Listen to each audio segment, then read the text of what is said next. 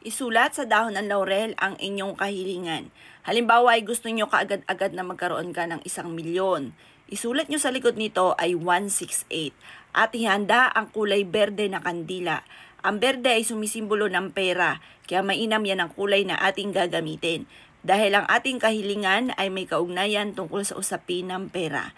Pwede nyo rin dito isulat ang inyong alagang numero na kayo po ay makatama na ng malaking halagang pera or mapanalunan ninyo ang jackpot.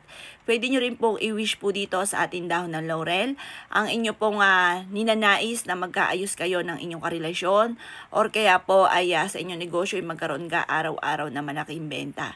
Pwede nyo siyang isulat po dito kahit punuin nyo po siya, tapos sa likod ay 168.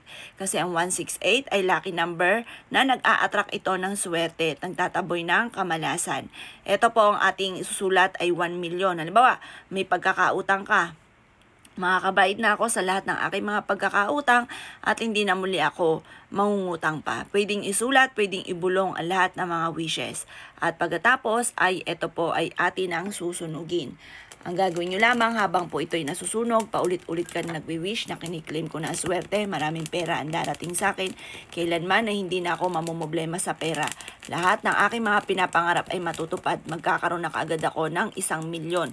Ura-urada ay magkakaroon na ako ng 1,000,000. Ganon ang mga pagwi-wish na walang gamit na sana, direct to the point.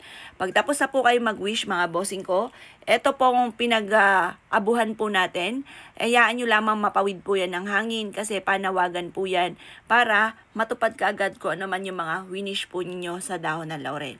Huwag nyo tatambuin po yan. Tapos yung usok ng dahon ng laurel, yung aroma ng dahon ng laurel na nasusunog, ay panawagan yan para mabilis matupad ang inyong mga pinapangarap.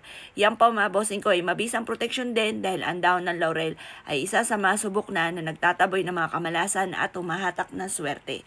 Kaya ako ikay gagawa ng ganyang mga pamamaraan. Good luck po sa inyo po lahat.